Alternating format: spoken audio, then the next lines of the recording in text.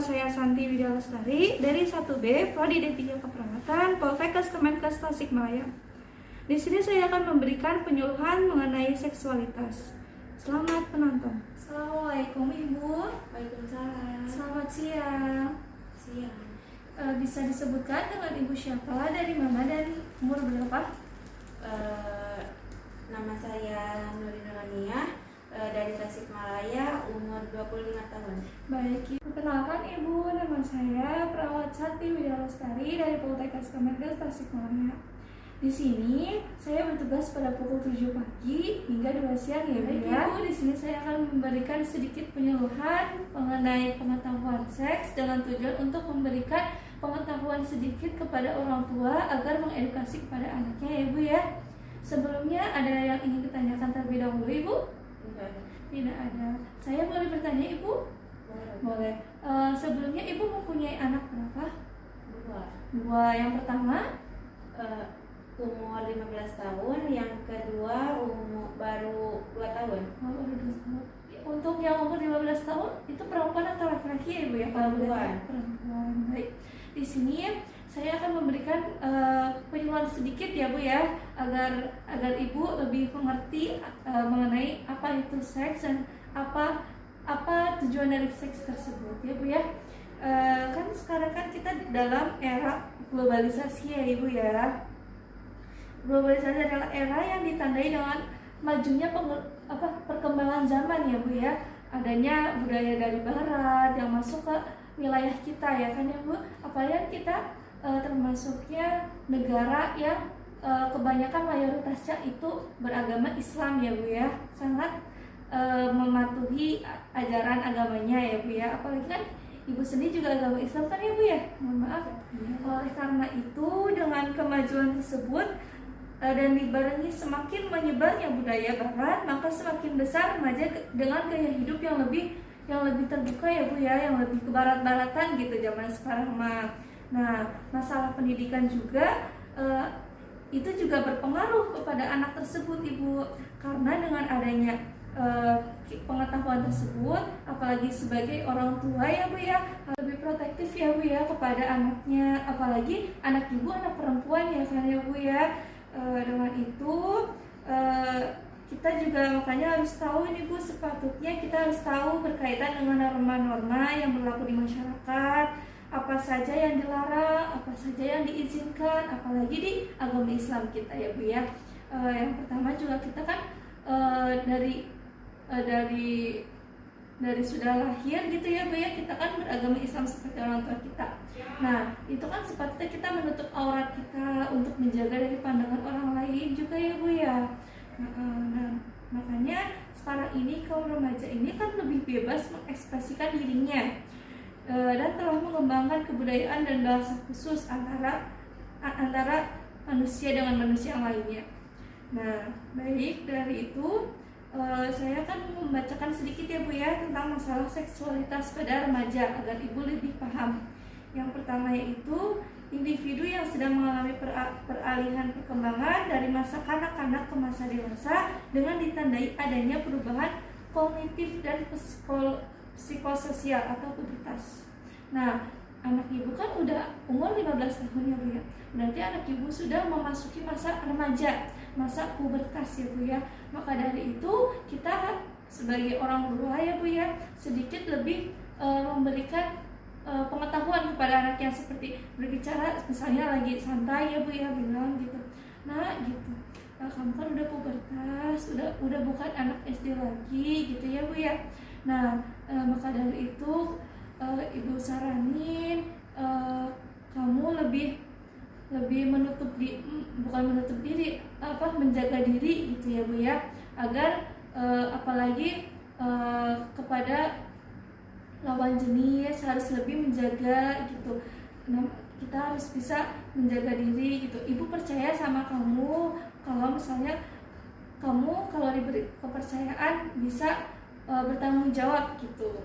Seperti yang pertama kan dia pasti sudah mengalami pubertas, seperti perkembangan di area payudara dia, terus ada juga di bagian tertentu pokoknya yang perempuan ya Bu ya. maka dari itu harus lebih tertutup, harus lebih menjaga lagi gitu kan, karena dengan itu lawan jenis itu tidak terlalu suka kepada kita gitu. Boleh suka tapi jangan terlalu berlebihan gitu ya.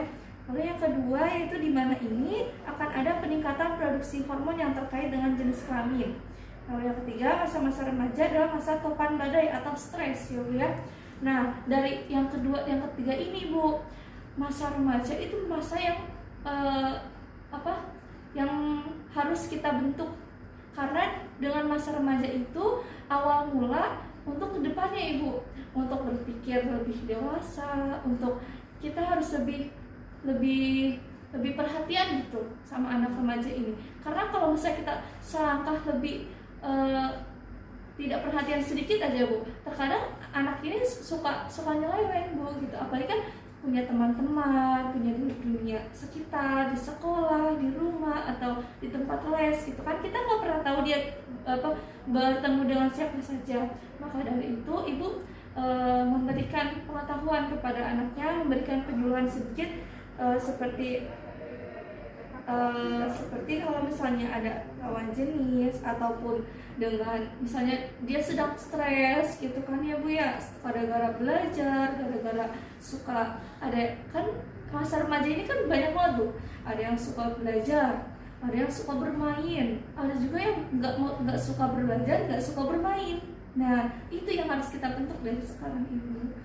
Nah selanjutnya saya akan membacakan bahaya seks bebas ya Bu ya.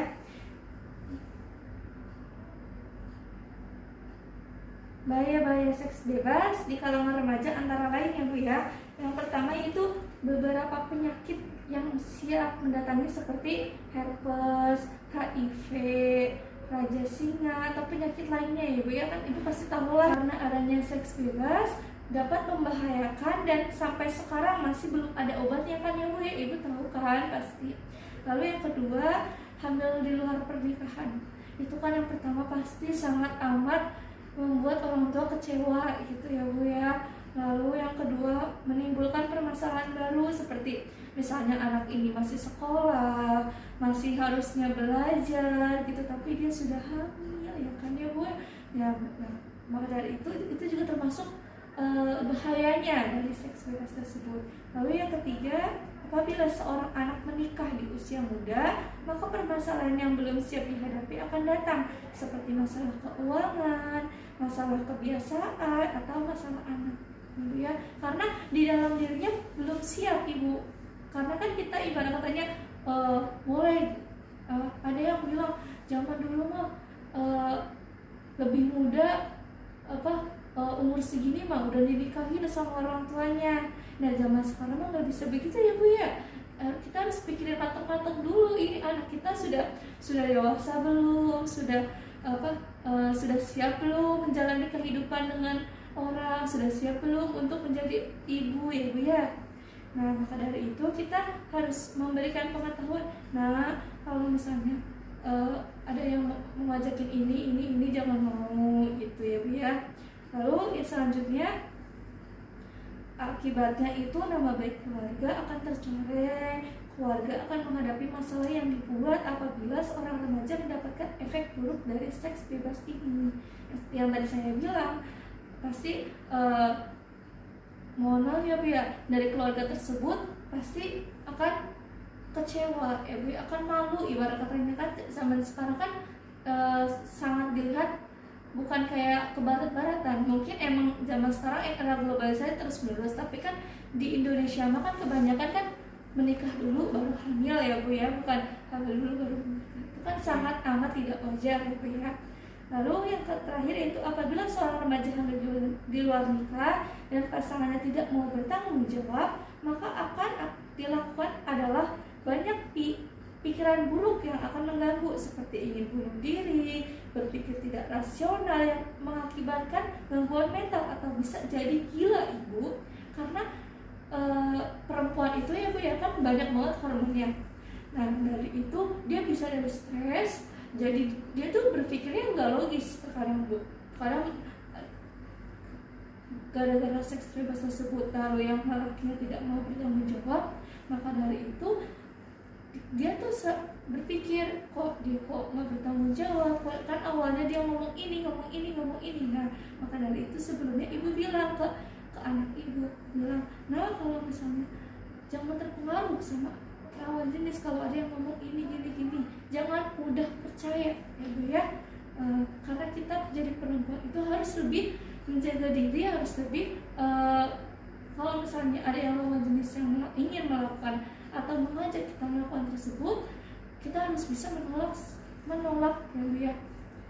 Nah, selanjutnya saya terakhir ya Bu ya, saya akan memberikan manfaat apa saja yang didapat dari penyuluhan ini ya Bu ya. Yang pertama, kita akan lebih mengerti dan memahami dengan peran jenis kelaminnya. Ibu, sekian dari saya, sudah selesai sedikit penyuluhannya. Sebelumnya ada yang ingin ditanyakan terlebih dahulu Ibu? Tidak ada. Tidak ada. Insya Allah Ibu paham ya. Semoga saja bermanfaat bagi Ibu ya Bu ya. Semoga dengan penyuluhan ini bisa bermanfaat bagi Ibu dan juga bagi keluarga Ibu ya Bu ya. Selamat siang Ibu. Assalamualaikum.